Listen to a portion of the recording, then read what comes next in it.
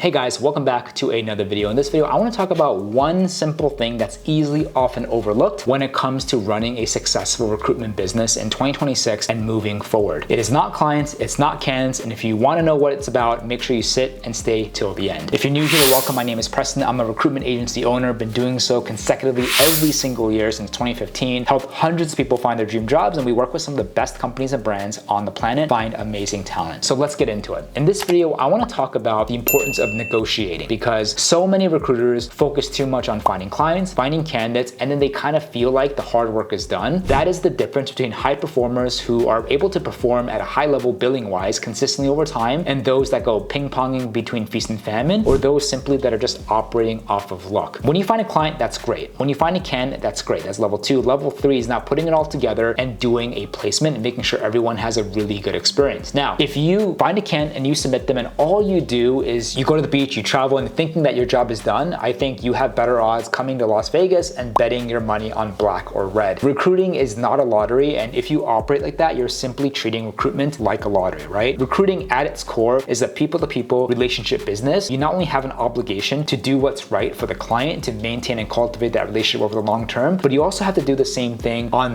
the candidate side and making sure that from the first time that you talk to them all throughout the interview process, you have regular check-ins with your candidate to really develop that relationship, develop that trust, so that when you get to the offer, when you get to negotiations, you're able to shut it down and get it closed. The best way to have the probability in your favor starts from the first conversation, managing expectations with the candidate, letting them know that after you submit them, you'll be working with them and checking in with them at different milestones so that they expect it, unlike other recruiters who just simply ghost and go off the planet. And at pre and post every single interview round, you put on the detective hat and you create that relationship, develop that trust, ask a lot of questions with the candidate, and really develop that favor. And then more importantly, that when it comes to the interviews, you're doing whatever you can, you're making concerted effort to check in with the candidate before the interview, make sure they're prepped okay, make sure they're going in with the right mindset, and also syncing with them afterwards to get a debrief, to see exactly how it went, what questions were asked, how did the candidate think that they did, what were next steps. The second part of that is to really then put on your detective hat to really dive deeper onto like exactly what's going on in the situation and mindset of your candidate. Do they have other interview rounds? Any red flags? Any concerns? Did their salary compensation expectations, did that change? What do they love about your client? And you want to really make sure that you are diligent and do this every single step so that if you do get to the offer, if you do get to the negotiations rounds, you have the probability in your favor. When I get an offer, when my agency gets an offer, we have a very high probability of closing, unlike others who have 50-50 or less because they do the bare minimum. We put in the extra work to make sure not only our relationship with the client is strong, they lean on us, they're open-minded to our advice and suggestions, because we approach the relationship as a thought partner, as a strategic advisor, and an executor and a collaborator all in one. And at the same time, we do the same thing with the candidates. We develop really strong relationships with the candidates so that by the time we get to the offer, we have really strong 2 lines of communication with the clients, with the candidates, and us playing the important role of being in the middle, making sure everyone's happy and we can all progress to a positive resolution, which is an offer that gets accepted. Real quick, if you ever thought about starting your own recruitment agency or you're a recruiter struggling to land clients, you'll want to check out our coaching and implementation program. Inside, I give you the exact scripts, the outreach templates, and acquisition systems I used to hit over $500,000 my first year, scale to over $100,000 months, and do over $5 million in placements on my own desk. Our students are already hitting $30,000,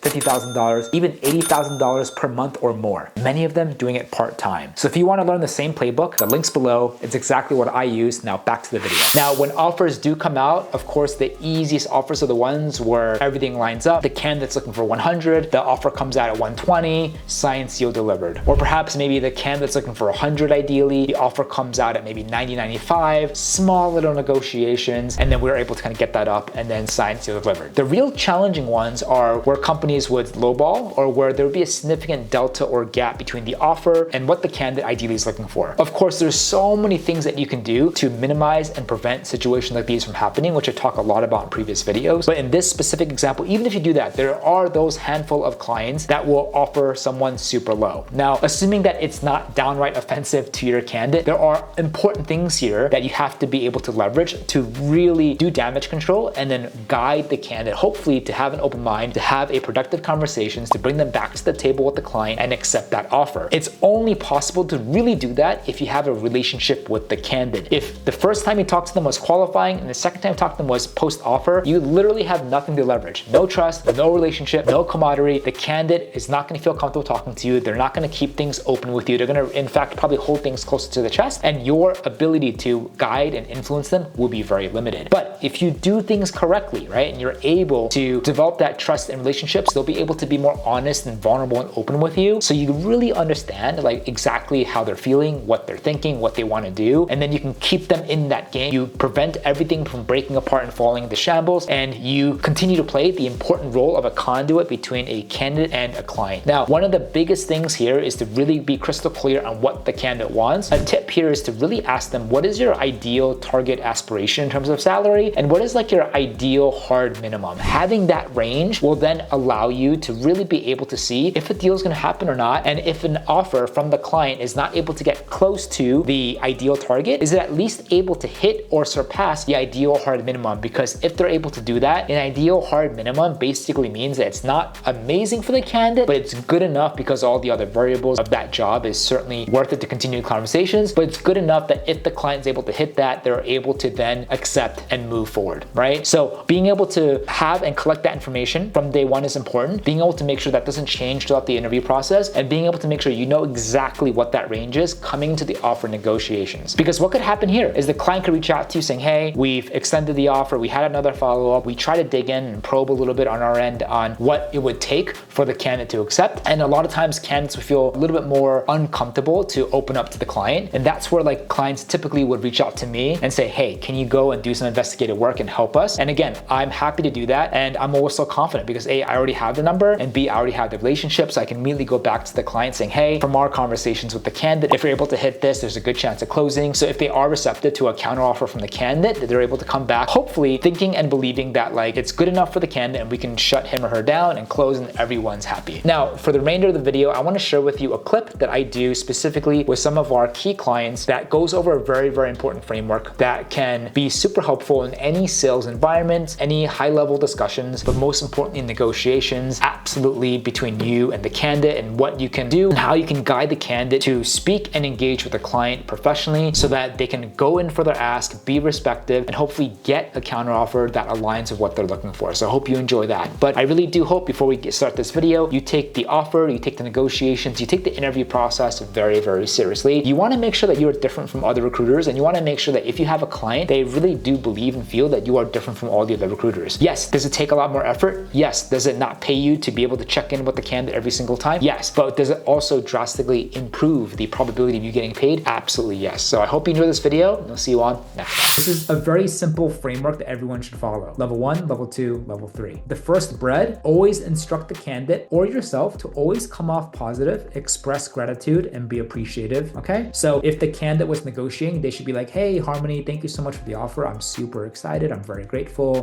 The fact that, I love the team. I really appreciate and resonate with the offer. Like, thank you so much for the team believing in me, right? Positive, happy. Then you go into the middle, which is like whatever. The meat, the main part, this is where you go for the ask. This is where you have to ask for what you want clearly, but most importantly, you got to back it up with data. The candidate or you can't just be like, hey, client, my candidate just wants 150. Take it or leave it. You have to like give them reasoning, saying my candidate ideally is looking for 150. Why? They're interviewing with a couple other companies that are also offering them 145 to 150. If they stay 6 months longer at the current job, their current projection is going to be 150. Upon research of similar jobs, someone with the same years of experience of my candidate or whatever is making at least 145, 150, right? Strong data points. And this is what I would have to tell the client directly, or you would instruct the candidate to tell the client directly, right? You have to back it up with data so the client understands your positioning. And the last layer of bread, you end it with, again, positive and an incentive. So if I was the candidate, I'd be like, hey, Harmony, this is my ask, back with data. If you're able to do this, I'll be able to do